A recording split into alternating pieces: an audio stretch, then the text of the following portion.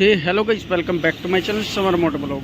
तो अगर आपके पास एवेंजर बाइक है या फिर एक टूरिंग बाइक है तो आपके क्या क्या मॉडिफिकेशन करवानी ज़रूरी है और क्या क्या मॉडिफिकेशन करानी वेस्ट हो सकती है आपकी।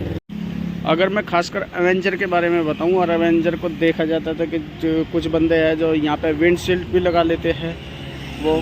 लेकिन अगर आप ब्लॉगिंग करना चाहते हैं और ब्लॉगर है, कैमरा लगा के चलते हो, तो आपको वो विंडशील्ड बहुत वेस्टेज लगेगी। क्योंकि मैंने भी लगवाई थी इससे पहले, मैंने लगवाने के बाद वो हटवा दी क्योंकि सारा फेस वो कैमरे का कवर कर लेती है।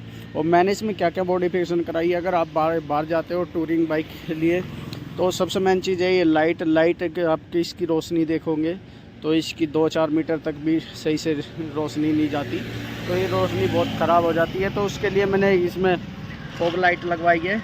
ये SJJ की है, हालांकि 3500 रुपये की है, लेकिन आप नीचे मीडियम प्राइस की भी लगा सकते हो। इससे पहले मैंने 400-500 रुपये तक की लगवा रखी थी इसमें। और एक दूसरी चीज़, सबसे पहले हमारे को टूरिंग बाइक पे हमेशा चार्जिंग का जुगाड़ होना चाहिए। ये मैंने चार्जिंग का करवा रखा है कि यहाँ पे फास्ट चार्ज लगवा रखा। फास्ट चार्जर ऊपर इसलिए लगवा रखा है क्योंकि दिक्कत करता है वो रास्ते पे, और बच्चे भी उसको छेड़ते रहते हैं, तो इसलिए ये साइड में लगा रखा। और बाकी अपनी जो ब्रांडिंग वगैरह ये है यूट्यूब चैनल की, समर मोटो ब्लॉग। और पीछे एक्चुअली ये हट के टेल बैग भी लग जाता है, लेकिन टेल बैग भी एक तरह का देखा जाए तो वेस्टेज ही है। हालांकि और बाइक के लिए नहीं, लेकिन इसके लिए अगर आप इसको टेल बैग लगाओगे तो वो एक कैरियर लगाते हैं यहाँ तक एक कैरियर लगने के बाद जब उसमें टेल बैग आता है यहाँ तक आ जाता है वो टेल बैग। और टेल बैग आने की वजह से आप ये देखो गाड़ी ये कितनी लंबी, ऑलरेडी कितनी लंबी है, ये गली में मुड़ने में भी बहुत ज़्यादा दिक्कत देती है।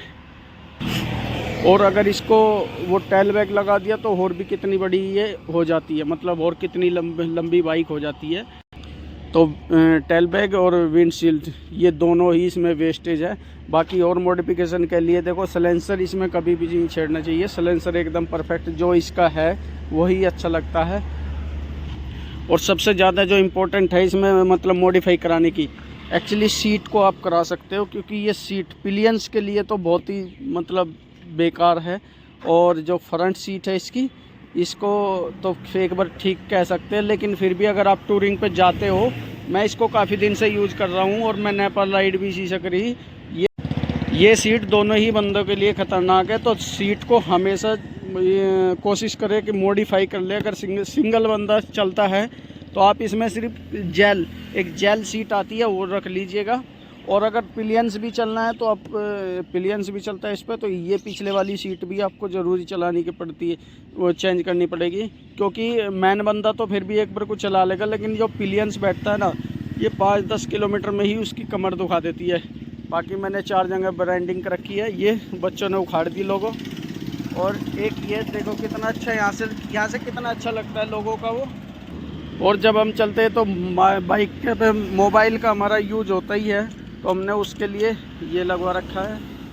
और एक्स्ट्रा लाइट हमारी हो गई, उसका बटन ये हो गया।